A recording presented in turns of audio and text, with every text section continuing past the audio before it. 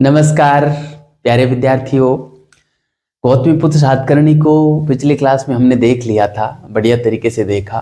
और आज हम पढ़ेंगे उससे आगे का इतिहास और सातवाहन शासकों के जो प्रमुख शासक हैं वो आज हम पूरे कर लेंगे और फिर हम अगली क्लास में सातवाहनों की कला पे आएंगे। ठीक है, तो गौतमीपुत्र सातकर्णी के बाद जो अगला जो शासक आता है वो आता है वशिष्ठिपुत्र पुलमावी। ठीक है, 130 एडी से 154 एडी के बीच में इनका शासनकाल रहता है और ज़्यादा कुछ इनके बारे में है नहीं, थोड़ा सा ही है। शक शासकों के साथ इनका संघर्ष चला और उनसे ये पराजित भी हुए, मगर निकट संबंधी होने के कारण इनको छोड़ दिए गए। चूँकि निकट संबंधी का मतलब था कि जो शक शासक रुद्रदामन थे उनकी पुत्री का विवाह वशिष्ठिपुत्र पुलमावी के साथ हो रखा था, इस वजह से इनको छोड़ दिया गया था।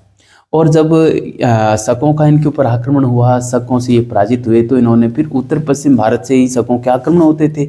इस वजह से इन्होंने उत्तरी भारत या उत्तर पश्चिम भारत की ओर न जाकर और दक्षिण भारत की ओर कदम रखा और अमरावती को अपना केंद्र बनाया। इसलिए इनको गिरनार अभिलेख में दक्षिणापथ स्वामी की उपाधि भी दी गई है। तो ये बात है बस इनके बारे में। और इनका वशिष्ठिपुत्र पुलमावी का रुद्रदामन के पुत्र के साथ विवाह जो हुआ उसकी जानकारी हमको कन्हेरी अभिलेख से मिलती है, यह बात जरूर ध्यान रखनी है। और वशिष्ठिपुत्र पुलमावी रुद्रदामन से पराजित हुआ की जानकारी गिरनार अभिलेख देता है। ठीक है, गिरनार अभिलेख जो है वो रुद्रदामन का ही है, तो इसलिए रुद्रदामन ने उसमें लिखा है। ठीक है, यही बात है, इसमें और कुछ है नहीं। इसके कुछ जानकारी भी मिलती है, अमरावती से इसके सिक्के मिले हैं। ठीक है, उस आधार पे हम कहते हैं कि अमरावती को इसने प्रमुख केंद्र बनाया था। सिक्कों के ऊपर जो है 2 पतवार वाली नाव का अंकन भी मिला है ना, 2 पतवार वाली नाव का अंकन भी मिला है। ऐसे सिक्के हमको जो है कोरोमंडल तट से मिले हैं। ठीक है, इसके अलावा जो है नासिक से इसके 4 लेख, कारले से 2 और नानाघाट से 1 लेख मिला है, ये भी इसके बारे में जानकारी देते हैं। और इसके कुछ नाम मिलते हैं, जैसे पुलोमा जो नाम मिलता है वो अमरावती लेख में और पुराणों में मिलता है ना, पुलोमा। और जो सिरोपुलोवाय नाम है वो टॉलमी देता है सिरोपुलोवाय, है ना। और पुलुमावी जो नाम मिलता है, पुलुमावी नाम हमको एक अभिलेख है जिसका नाम मिलता है म्यूकडेनी अभिलेख। म्यूकडेनी अभिलेख में इसका नाम पुलुमावी मिलता है। ठीक है, तो ये है वशिष्ठिपुत्र पुलुमावी के बारे में बातें। उसके बाद हम अगला यज्ञश्री सातकर्णी को पढ़ेंगे। यज्ञश्री सातकर्णी के बारे में भी एक ही बात प्रमुख है कि इसने जो है शकों को पराजित करके और शक सातवाहन संघर्ष जो था उसको समाप्त किया था और उसकी खुशी में इसने रजत मुद्रा चलाई थी, जिसके ऊपर समुद्री जहाज का अंकन मिलता है, मछली का अंकन मिलता है और शंख का अंकन भी मिलता है। ठीक है, इतना ही है, ज़्यादा कुछ नहीं है इसमें। तो और इसको बाणभट्ट ने समुद्राधिपति की उपाधि दी। बौद्ध भिक्षु जो नागार्जुन थे वो इसके मित्र थे, यह बात भी हमको यज्ञश्री सातकर्णी के बारे में मिल जाती है। ठीक है, और अंतिम जो सातवाहन शासक था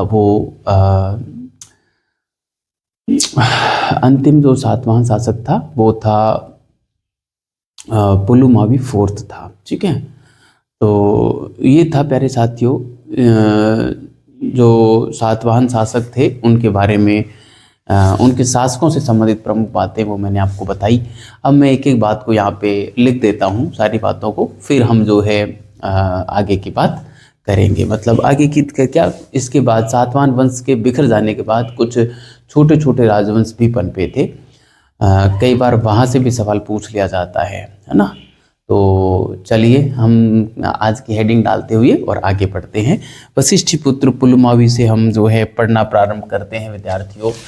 वशिष्ठिपुत्र पुलुमावी, ठीक है, वशिष्ठि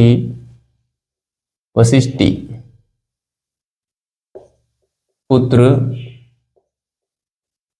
पुलुमावी, ठीक है, वशिष्ठिपुत्र पुलुमावी, ये हम पढ़ना प्रारंभ करते हैं वशिष्ठिपुत्र पुलुमावी को। और आगे की चर्चा हम करते हैं। देखो, सबसे पहले मैं इसके नाम की बात करूं तो इसके बारे में जो स्रोतों की बात कर लेते हैं। सबसे पहले जो जानकारी के स्रोत हैं वो क्या क्या है, मैं यहाँ पे स्रोतों की बात कर लेता हूँ। सॉरी। देखो, जानकारी के स्रोत, ठीक है। जानकारी के स्रोत में हम प्यारे साथियों दो तीन चीजें देखेंगे। जैसे जानकारी के स्रोत में एक तो नासिक से इसके 4 अभिलेख मिले हैं ना। मैं यहाँ पे लिखूं नासिक, नासिक से 4 अभिलेख मिले हैं, है ना। ऐसे ही जो है एक नासिक वाला हो गया, एक हो जाएगा हमारा सॉरी कार्ले का लेख। कार्ले से 2 लेख मिले हैं, है ना। कार्ले से 2 अभिलेख मिले हैं, कार्ले से 2 अभिलेख मिले हैं। और नाना घाट से 1 मिला है, ठीक है। नाना घाट से 1 अभिलेख मिला है, ठीक है। नाना घाट से 1 अभिलेख मिला है। 3 ये प्रमुख अभिलेख हैं जो हमको जानकारी देते हैं वशिष्ठ पुत्र पुलमावी की। इसके अलावा जो कोरोमंडल तट से इसकी मुद्रा मिली है, उस मुद्रा पर भी वह मुद्रा भी जो है वशिष्ठ पुत्र पुलमावी की जानकारी देती है, ठीक है। तो वो बात भी मैं यहाँ पे लिखना चाहूँगा। चौथे नंबर पे कोरोमंडल तट से मिली मुद्रा, जिस पर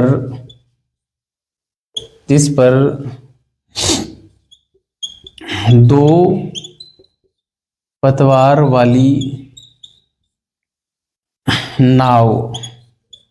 नाव या जहाज भी आ सकता है, लिखा हुआ नाव या जहाज का अंकन है, ठीक है। तो ये बात भी आपको बढ़िया तरीके से ध्यान में रखनी है विद्यार्थियों। ये सवाल कई बार पूछा जाता है कि 2 पतवार वाली नाव का अंकन वाली जो मुद्रा थी वो किसने जारी की थी।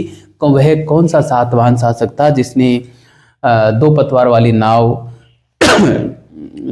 वाली नाव के अंकन युक्त मुद्रा जारी की थी। तो वो हो जाएगा हमारा वशिष्ठ पुत्र पुलमावी, ठीक है। अब इसके नाम से संबंधित जानकारी और मिलती है। वशिष्ठ पुत्र पुलमावी का जो नाम मिलता है वो जैसा कि मैंने अभी बताया आपको, पुलोमी और सिरोपुलोवाय, और सॉरी पुलुमावी और सिरोपुलोमाई, ये 3 हमको नाम मिलते हैं। जैसे मैं यहाँ पे बताऊँ नाम की मैं बात करूँ तो जो है पुलोमा एक नाम मिलता है, सिरोपुलोवाय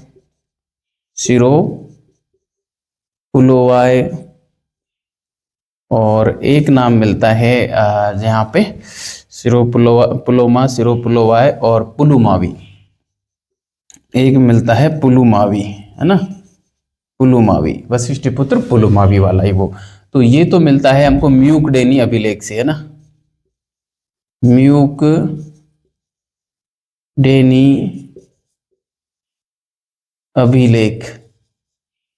म्यूकडेनी अभिलेख। सिरोपुलोवाय ये दिया था टोलेमी ने, है ना। टोलेमी ने दिया था। और ये जो नाम मिलता है ये पुराणों में मिलता है, पुराणों में वे अमरावती लेख में मिलता है, अमरावती लेख में मिलता है, ठीक है।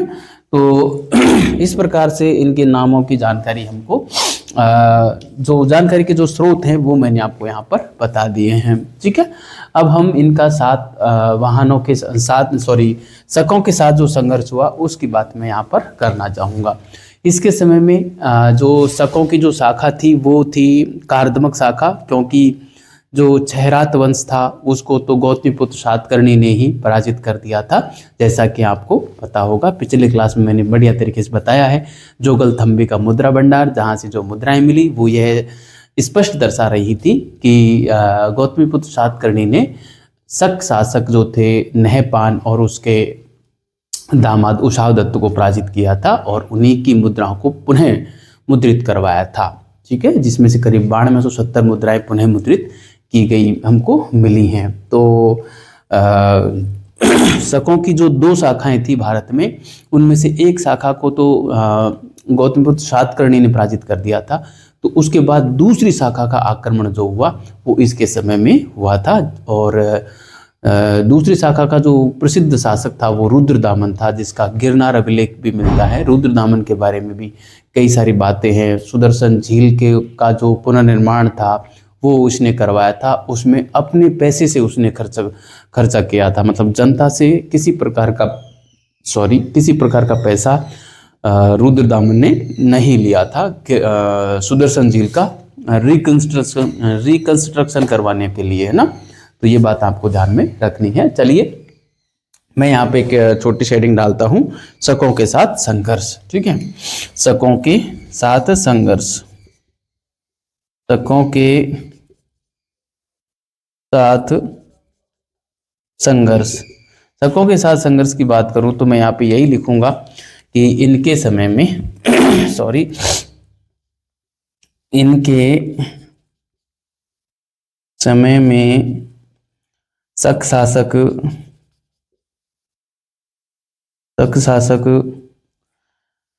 रुद्रदामन हुए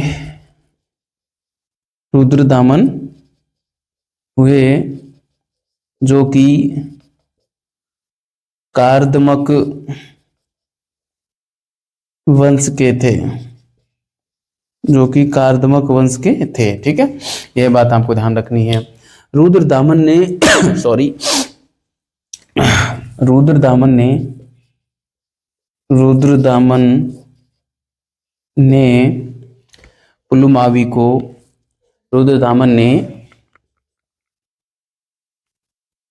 पुलुमावी को 2 बार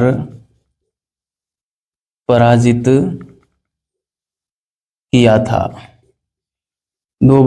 किया था, मगर निकट संबंधी होने के कारण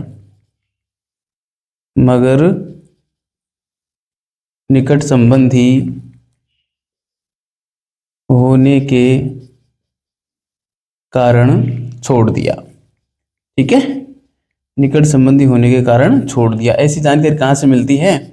ये हमको गिरनार अभिलेख जो है वो बताता है ना। गिरनार अभिलेख से जानकारी मिलती है। गिरनार अभिलेख किसका है? रुद्रदामन का ही ये अभिलेख है ना, मैंने यहाँ पे एरो दिया है। गिरनार अभिलेख रुद्रदामन का है, ये ध्यान रखना। और उसी में जानकारी मिलती है कि रुद्रदामन ने वशिष्ठपुत्र पुलमावी को पराजित किया था, मगर निकट संबंधी होने के कारण छोड़ भी दिया था। अब क्या संबंध था, इसकी जानकारी हमको कन्हेरी अभिलेख देता है। कन्हेरी अभिलेख के अनुसार रुद्रदामन ने अपनी पुत्री का विवाह वशिष्ठपुत्र पुलमावी के साथ किया था। यह बात आपको ध्यान में रखनी है। तो वो मैं यहाँ पे नीचे लिख रहा हूँ। ये निकट संबंधी वाली बात है ना, कि कन्हेरी अभिलेख के अनुसार कन्हेरी अभिलेख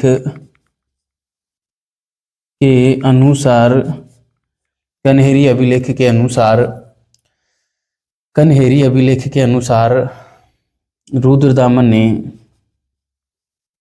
रुद्रदामन ने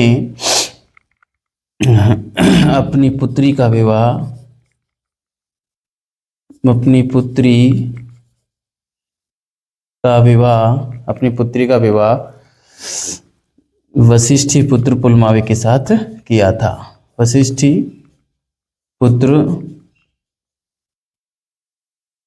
पुलमावी के साथ किया था। ठीक है, वशिष्ठपुत्र पुलमावी के साथ किया था। यह बात आपको ध्यान में रखनी है। ठीक है, और भी जो गिरनार अभिलेख है वो वशिष्ठपुत्र पुलमावी को दक्षिणापथ पति स्वामी की उपाधि भी देता है। कारण क्या है कि वशिष्ठपुत्र पुलमावी ने उत्तर पश्चिम भारत की ओर आगे न बढ़ के और दक्षिणी भारत की ओर ही अपने साम्राज्य विस्तार को फैलाया था, क्योंकि उत्तर पश्चिम से तो शकों के आक्रमण हो रहे थे, इसलिए ये उधर जा नहीं सका। और चूंकि रुद्रदामन इसको 2 बार पराजित कर चुका था, इसलिए ये नहीं गया और दक्षिण भारत की ओर गया और अमरावती को अपना केंद्र बनाया था। इसलिए इसको यह पहला आंध्र सम्राट भी इसको माना जाता है। ठीक है, तो आप इसको उतारें विद्यार्थियों, और मैं इसको जो है अब मिटा रहा हूँ और हम आते हैं अगली स्लाइड पे, और वहाँ पर जो है हम इसकी आगे की बात करने वाले हैं। ठीक है, तो आप इसको उतारें, मैं इसको मिटा रहा हूँ। ठीक है, चलिए मैंने इसको मिटा दिया है। आप बढ़िया तरीके से नोट्स बनाते रहना विद्यार्थियों। देखो हम डिटेल में पढ़ रहे हैं, समय ज़रूर लग रहा है, लेकिन ऐसा पढ़ रहे हैं कि फिर आपको दोबारा कोचिंग करने की आवश्यकता नहीं रहेगी, ये आप तय मानना। इतिहास विषय का कोई भी टॉपिक मैंने यहाँ से पढ़ा दिया ना, उसको आपको दूसरी जगह पढ़ने की आवश्यकता नहीं रहेगी, मैं ये कह सकता हूँ आप लोगों से। ठीक है, तो चलिए मैं आगे की बात लिख रहा हूँ यहाँ पे कि गिरनार अभिलेख में, गिरनार अभिलेख में वशिष्ठी पुत्र पुलमावी को, वशिष्ठपुत्र पुलमावी को, गिरनार अभिलेख में वशिष्ठपुत्र पुलमावी को दक्षिणापथपति सॉरी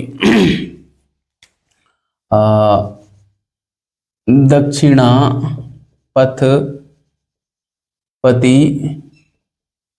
स्वामी, दक्षिणापथपति स्वामी कहा गया है। दक्षिणापथपति स्वामी कहा गया है क्योंकि क्यों कहा गया है, देखिए, क्योंकि उत्तर पश्चिम की ओर इसने जो है गमन नहीं किया। जैसे मान लीजिए कि ये हमारा भारत का नक्शा है, ठीक है, इधर से तो इन शकों के आक्रमण होते ही थे, और अमरावती की ओर इसने आक्रमण, यहाँ पे इसने जो है सातवाहनों ने, इसने यहाँ पे अपना साम्राज्य विस्तार किया था। यहाँ अवंती है, ये अवंती में इनका शकों की राजधानी हुआ करती थी, है ना, शकों की राजधानी हुआ करती थी। ठीक है, शकों की राजधानी जब अवंती में हुआ करती थी तो उत्तर में तो ये जा नहीं सकते थे, यहाँ से ये शक आए थे और इन्होंने तो इसको पराजित किया ही था शकों ने, तो सातवाहन उत्तर को जा नहीं सकते थे, है ना, तो इसलिए ये दक्षिण में आए। यहाँ पे अमरावती को इन्होंने फिर अपना साम्राज्य का जो है केंद्र बनाया था, है ना। आप इसको समझ गए होंगे स्थिति को, मैं इसको बस मिटा रहा हूं। ठीक है, तो मैं यहाँ पे लिखूंगा, क्योंकि आगे लिखूंगा कि उत्तर पश्चिम से शकों ने इस पर आक्रमण किया था। इस कारण यह दक्षिण की ओर ही अपना साम्राज्य विस्तार कर पाया, अपना साम्राज्य विस्तार कर पाया। ठीक है, अपना साम्राज्य विस्तार कर पाया और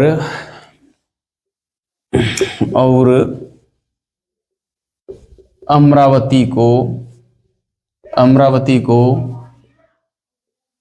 अपने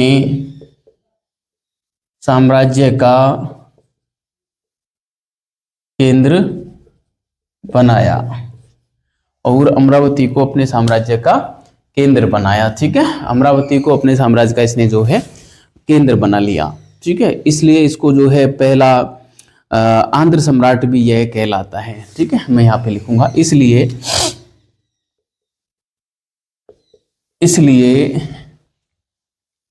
यह पहला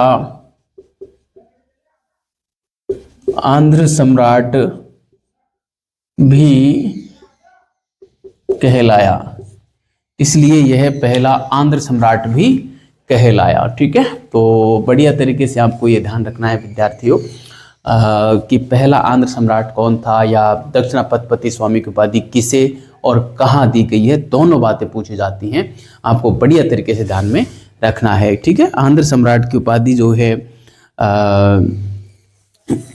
वशिष्ठ पुत्र पुलमावी को दी जाती है, और गिरनार अभिलेख में इसको दक्षिणापतपति सातकर्णी की उपाधि दी गई है ना। दक्षिणापतपति सातकर्णी लिखना इसकी जगह, सॉरी मैंने यहाँ पे जो स्वामी लिखा है इसको आप दक्षिणापतपति सातकर्णी लिखना। ठीक है, दक्षिणापतपति सातकर्णी, दक्षिणापतपति सातकर्णी। ठीक है, ये उपाधि इसको दी गई है। तो ये था प्यारे साथियों वशिष्ठ पुत्र पुलमावी के संबंध में जो प्रमुख प्रमुख बातें थी वो मैंने यहाँ पे की। और अब हम जो है आगे यज्ञ श्री सातकर्णी की बात कर लेते हैं, जो कि अंतिम महान शासक हुए थे सातवाहन वंश के। ठीक है, तो यज्ञ श्री सातकर्णी मैं हेडिंग डालता हूँ, यहाँ पे डाल देता हूँ यज्ञ श्री सातकर्णी। ठीक है, यज्ञ श्री सातकर्णी। अच्छा, इनका कार्यकाल हमने नहीं लिखा था ना, 130 से 154 तक रहेगा, और इनका जो यज्ञ श्री सातकर्णी का रहेगा वो 174 से 203 एडी रहेगा। अधिकांश जो स्रोत हैं वो ये बताते हैं, चिन्ह अभिलेख जो है वो यज्ञ श्री सातकर्णी का जो शासनकाल ये अधिकांश स्रोतों के अनुसार है ना, अधिकांश स्रोत यही बताते हैं, मगर चिन्ह अभिलेख क्या बताता है 165 से और 195 एडी बताता है। कौन ये बताता है? चिन्ह अभिलेख। ठीक है, चिन्ह अभिलेख जो है ये वाला समय बताता है इसके यज्ञ श्री सातकर्णी के बारे में। यज्ञ श्री सातकर्णी के बारे में एक बात तो ये कि अंतिम महान शासक था सातवाहन वंश का।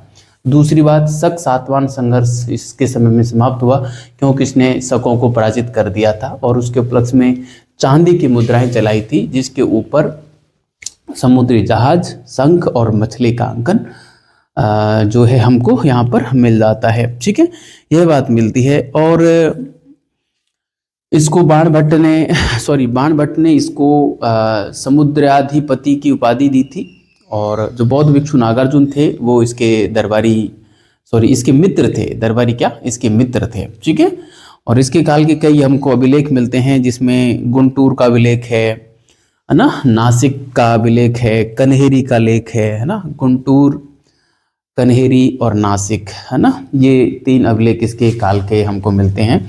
तो मैं जानकारी के स्रोत में यहाँ पे लिख दूं पहले।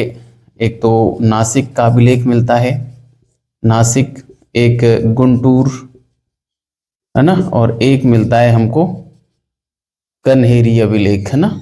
अभिलेख हैं ये, क्या हैं? अभिलेख हैं इसके समय के अभिलेख। ठीक है, और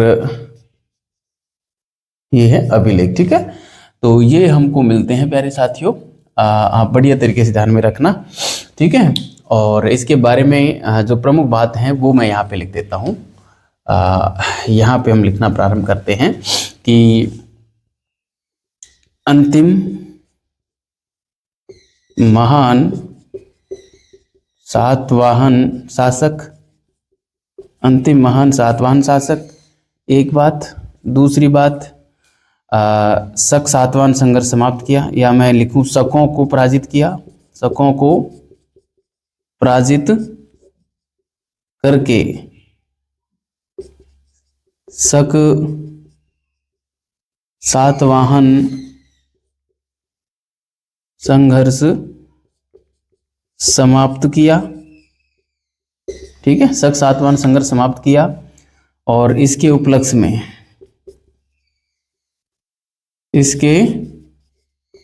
में चांदी की मुद्राएं चलाई। जिस पर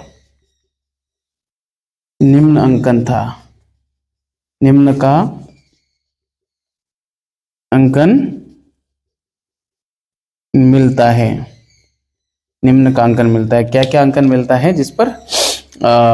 एक तो मिलता है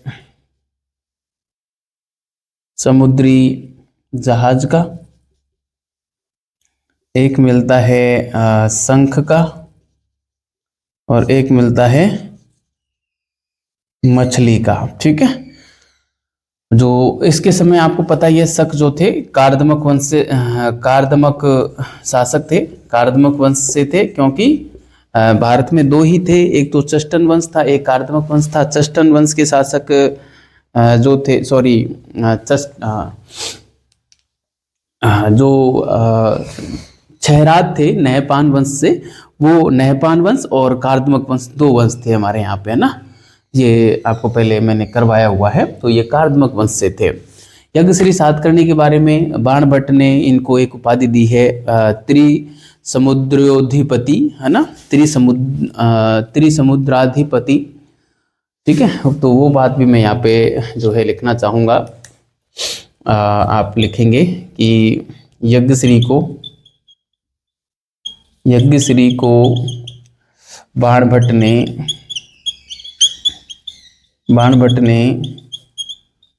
त्रिसमुद्राधिपति की उपाधि दी। ठीक है, और दूसरी बात ये है कि जो बौद्ध भिक्षु नागार्जुन थे वो इनके मित्र थे, है ना। बौद्ध भिक्षु नागार्जुन इनके मित्र थे, है ना। नागार्जुन को भारत का आइंस्टीन भी कहा जाता है ना, आपको पता होगा। आइंस्टीन हो गया ना, आइंस्टीन, है ना, भारत का आइंस्टीन कहा जाता है, ये आपको पता होना चाहिए, नागार्जुन। ठीक है, तो ये था प्यारे साथियों हमारे यज्ञश्री सातकर्णी के बारे में जो बातें थी वो मैंने यहाँ पे की, और वशिष्ठपुत्र पुलमावी की हमने पहले करी ली। अब मैं बात करूँगा कि इनका जो अंतिम जो शासक था वो पुलमावी फोर्थ था। इसके बाद लगातार कमजोर शासक ही इनमें हुए थे, जिसके चलते यह वंश जो है पतन की ओर चला गया। अंतिम शासक को मैं यहाँ पे एक बॉक्स में लिख देता हूँ, यहाँ पे लिख देता हूँ, है ना, सातवाहन वंश का अंतिम शासक। ठीक है, सातवाहन वंश का अंतिम शासक। ठीक है, सातवाहन वंश का अंतिम शासक कौन था? तो सातवाहन वंश का अंतिम शासक था पुलुमावी फोर्थ। पुलुमावी फोर्थ जो है सातवाहन वंश का अंतिम शासक था। पुलुमावी फोर्थ सातवाहन वंश का अंतिम शासक था। ठीक है, तो ये बात आपको ध्यान रखनी है, कई बार इस प्रकार का सवाल जो है पूछ लिया जाता है। और इस प्रकार से सातवाहन वंश जो है पतन को चला गया, अंतिम शासक पुलुमावी फोर्थ हुआ। उसके बाद सातवाहन वंश की जगह यहाँ पे कई छोटे मोटे जो राजवंश थे वो यहाँ पे विकसित हुए। कई वंशों का विकास हुआ, जिसमें आभीर वंश है, इक्ष्वाकु वंश है ना, आभीर है, इक्ष्वाकु है, बृहत फलायम वंश है ना, बृहत फलायम वंश है, चतु सातकर्णी वंश है। तो इस प्रकार से जो है कई सारे वंश यहाँ पर आए थे, है ना, बृहत फलायम, चतु सातकर्णी और सालकायन वंश, है ना, इक्ष्वाकु वंश। इक्ष्वाकु वंश की बड़ी विशेषताएं हमको मिलती हैं। इक्ष्वाकु वंश के जो संस्थापक थे वो श्री शांतमूल का नाम मिलता है ना। इक्ष्वाकु वंश के संस्थापक में श्री शांतमूल का जो है नाम मिलता है। और जो हमारे दक्षिण भारत में जो कृष्णा नदी का जो क्षेत्र है, कृष्णा गंटूर क्षेत्र, वहाँ पे ये फैला था इक्ष्वाकु वंश। और इक्ष्वाकु वंश की बड़ी विशेषता ये है कि इसके जो शासक थे वो ब्राह्मण मत के अनुयायी थे, जबकि जो रानियां थी, जो महिलाएं थी, वो बौद्ध धर्म के अनुयायी थी। यह बात बड़ी महत्वपूर्ण मिलती है हमको, ना। और इक्ष्वाकु वंश जो थे इक्ष्वाकुओं के बारे में पुराणों में यह जानकारी मिलती है कि इक्ष्वाकु सातवाहनों के सेवक हुआ करते थे। ठीक है, और अंत में इक्ष्वाकु वंश के स्थान पर बाद में पल्लवों ने अपना शासन स्थापित कर लिया था। ठीक है, तो चलिए मैं इसको मिटाकर और आगे की चर्चा करता हूँ, आप इसको बढ़िया तरीके से उतारें और अब हम जो है आगे की बात कर लेते हैं। ठीक है, मैं इसको मिटा रहा हूँ। ये वशिष्ठ पुत्र पुलमावी भी पूरा होता है। सातवाहन, हमारे सातवाहनों का जो है मामला पूरा हो गया है। ये तो छोटे मोटे जो राजवंश हैं, कई बार यहाँ से सवाल पूछ लिया जाता है, इसलिए मैं करवा रहा हूँ। प्रत्यक्ष रूप से आपके फर्स्ट ग्रेड के पाठ्यक्रम में नहीं है, लेकिन पूछा जा सकता है ये सवाल, ध्यान रखना, क्योंकि मौर्योत्तर काल लिखा हुआ है तो मौर्योत्तर काल में ये सब कुछ आ जाता है ना। प्रत्यक्ष रूप से तो नहीं है, लेकिन मौर्योत्तर काल में ये आ ही जाते हैं, ध्यान रखना। तो चलिए मैं यहाँ पे लिख रहा हूं, सातवाहन वंश के पतन के बाद कई छोटे राजवंशों का उदय हुआ। छोटे राजवंशों का उदय हुआ। ठीक है, कई छोटे राजवंशों का उदय हुआ। जैसे कुछ एक राजवंशों की हम बात कर लेते हैं। जैसे एक नंबर पे मैं बात कर लेता हूं इक्ष्वाकु वंश।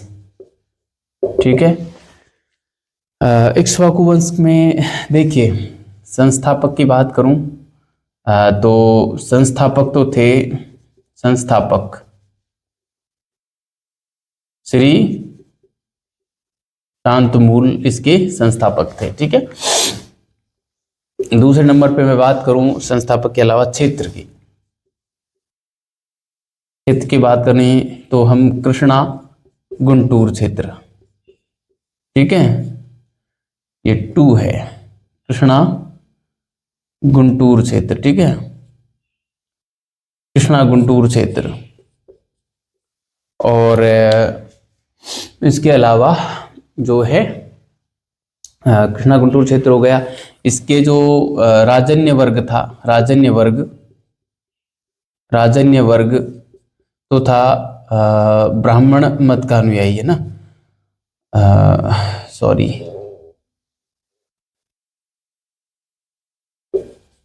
ब्राह्मण मत का अनुयायी। ठीक है, राजन्य वर्ग, ब्राह्मण मत का अनुयायी। वहीं जो महिलाएं या मैं लिखूं रानियां, वो बौद्ध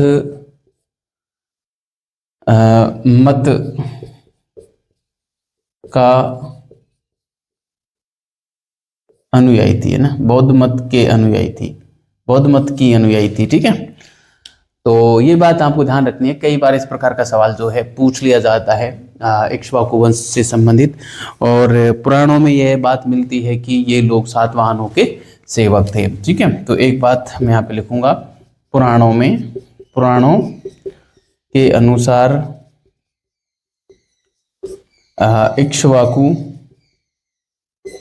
सातवाहनों के सेवक थे, सातवाहनों के दास थे या सेवक थे, है ना, के दास थे। ये बात आपको ध्यान में रखनी है। और आखिरी बात इनके बारे में ये लिख देता हूं कि इक्ष्वाकु वंश को पल्लवों ने अपने अधीन कर लिया था, अपना शासन स्थापित कर लिया था, ना।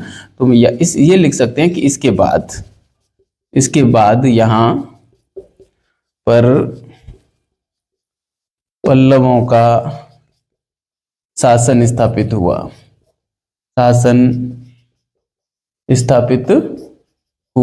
ठीक है, वैसे पुराण भविष्य शैली में लिखे गए हैं, लेकिन ये हमको पुराण तो भविष्यशैली में लिखे गए हैं, पुराणों में ये बात कही है, दास होने वाली है ना, सातवाहनों के दास थे, ठीक है। तो पुराणों की भाषा में नहीं लिखी है, पुराणों में क्या लिखा है वो बात बताइए आपको ना, वरना दास रहेंगे ऐसे बोलेंगे पुराण, है ना, कि इक्ष्वाकु सातवाहनों के दास होंगे या रहेंगे, है ना, इस प्रकार भविष्यशैली में लिखे गए हैं। चलिए, तो इक्ष्वाकु वंश की बात यहाँ पे हो गई। इक्ष्वाकु के बाद हम यहाँ पे जो है आभीर वंश की बात कर लेते हैं। आभीर वंश के जो संस्थापक थे वो ईश्वर सेन थे, और नासिक वाले क्षेत्र में इनका शासन जो है यहाँ पर स्थापित हुआ था। तो मैं यहाँ पे 2 नंबर पे यहाँ पे बात कर लेता हूँ, आभीर वंश, ठीक है, आभीर वंश। तो आभीर वंश में वही बात है, संस्थापक कौन थे? संस्थापक थे ईश्वर सेन। ईश्वर सेन संस्थापक थे, और इसमें ये नासिक क्षेत्र जो था, क्षेत्र वो था नासिक, और इनका जो प्रमुख कार्य था, इन्होंने 248-49 ईस्वी में जो है कलचुरी चेदी संवत चलाया था ना, कलचुरी चेदी संवत चलाया था। कलचुरी चेदी संवत जो है इन्होंने चलाया था, यह बात आपको ध्यान में रखनी है, ठीक है। किसमें? आभीर वंश में, ठीक है। इसके अलावा जो है चतुसातकर्णी वंश भी यहाँ पे हुआ। चतुसातकर्णी वंश महाराष्ट्र व कुंतल क्षेत्र में फैला था ना, महाराष्ट्र व कुंतल क्षेत्र में फैला था। बस चतुसातकर्णी वंश में ज़्यादा कुछ है नहीं, ठीक है। चतुसातकर्णी वंश क्षेत्र ही आपको ध्यान रखना है। 2 हो गए, तीसरा मैं यहाँ पे लिख देता हूँ, चतुसातकर्णी वंश, ठीक है। क्षेत्र इसको आप ध्यान में रखेंगे, महाराष्ट्र व कुंतल क्षेत्र, ठीक है, महाराष्ट्र व कुंतल क्षेत्र। और इसके बाद जो है यहाँ पे कदम्ब वंश का शासन शुरू हुआ था, ये बात भी आपको ध्यान में रखनी है, ठीक है। इसके बाद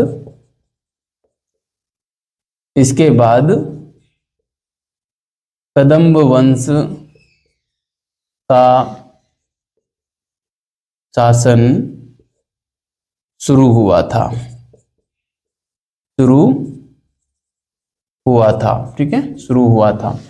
तो चतुसातकर्णी हो गया। इसके अलावा जो है बृहत फलायम वंश भी यहाँ पे शुरू होता है। बृहत फलायम वंश जो हमारे कृष्णा और मसूलीपट्टनम वाला जो क्षेत्र है, दक्षिण में कृष्णा नदी ही है ना, कृष्णा मसूलीपट्टनम वाले क्षेत्र में बृहत फलायम वंश भी शुरू हुआ था। तो चौथे नंबर पे मैं लिख देता हूं बृहत फलायम वंश, ठीक है, बृहत फलायम वंश। और इसका क्षेत्र जो था वो था हमारे कृष्णा बृहत फलायम जो वंश था, इनकी जो राजधानी हुआ करती थी वो पिथुंड हुआ करती थी, है ना। राजधानी क्या हुआ करती थी? पिथुंड हुआ करती थी। और जो कृष्णा मसूलीपट्टनम वाला जो क्षेत्र है वो इनका प्रमुख क्षेत्र हुआ करता था। यहाँ पर भी बाद में पल्लवों का शासन स्थापित हुआ था, यह बात भी आपको ध्यान में रखनी है, ठीक है। तो कृष्णा मसूलीपट्टनम वाला इनका जो क्षेत्र था, कृष्णा मसूलीपट्टनम, ठीक है, कृष्णा मसूलीपट्टनम क्षेत्र में ये फैला था। और इसकी जो राजधानी हुआ करती थी, राजधानी वो पिथुंड हुआ करती थी, है ना। राजधानी क्या हुआ करती थी? पिथुंड हुआ करती थी। और पल्लवों ने यहाँ पे शासन किया ना, पल्लवों ने बाद में शासन किया, ठीक है, पल्लवों ने बाद में शासन किया। यह बात भी आपको बृहत फलायम में ध्यान रखनी है, बृहत फलायम वंश में ध्यान रखनी है, ठीक है। इसके अलावा जो सालकायन वंश भी यहाँ पे आता है, एक सालकायन वंश जिसकी राजधानी वेंगी हुआ करती थी, बस, है ना, सालकायन वंश। और आपको ध्यान रखना है, कई बार क्या होता है ना कि इस प्रकार का सवाल पूछ लिया जाता है सुमेलित करने में, है ना, सालकायन वंश, शालकायन वंश, ध्यान रखना है। राजधानी क्या हुआ करती थी इसकी? राजधानी होती थी वेंगी। राजधानी वेंगी हुआ करती थी। और यहां पर भी बाद में जो है पल्लवों ने अपना शासन स्थापित कर लिया था। ठीक है, पल्लवों ने शासन किया। ठीक है, पल्लवों ने शासन किया बाद में। ठीक है, तो ये था प्यारे साथियों हमारे सातवाहन वंश की समाप्ति के बाद जो छोटे राजवंश स्थापित हुए थे। मैंने 5 राजवंश करवाए हैं, ये 2 बड़े महत्वपूर्ण हैं, इक्ष्वाकु और आभीर। यहाँ से सवाल काफी बार पूछा जाता है इनके संस्थापकों को लेकर, दोनों के संस्थापक क्षेत्र। और यहाँ से तो इस बात को ये किस वंश की रानी बौद्ध मतानुयायी हुआ करती थी और शासक जो है ब्राह्मण मतानुयायी हुआ करते थे, ऐसा सवाल मैंने नेट जैसी एग्जाम में देखा है। तो प्यारे साथियों, नेट और जो प्रोफेसर वाले हैं वो इसको बढ़िया तरीके से ध्यान में रखना। स्कूल लेक्चरर में ये सवाल पूछा जाना थोड़ा मुश्किल है, क्योंकि प्रत्यक्ष रूप से पाठ्यक्रम में शामिल नहीं होता है। लेकिन नेट में मैंने कई बार इक्ष्वाकु वंश और आभीर वंश दोनों से ये सवाल देखा है। ठीक है, इसमें से जो ये कलचुरी चेदी संवत वाला है, ये मैंने कई बार देखा है, इसके संस्थापक का नाम कई बार देखा है नेट के पेपर में। ठीक है, तो चलिए अगली क्लास में हम सातवाहन वंश की कला पढ़ेंगे। तब तक के लिए बहुत बहुत धन्यवाद विद्यार्थियों। अच्छे रहिए, मस्त रहिए और लगातार पढ़ते रहिए।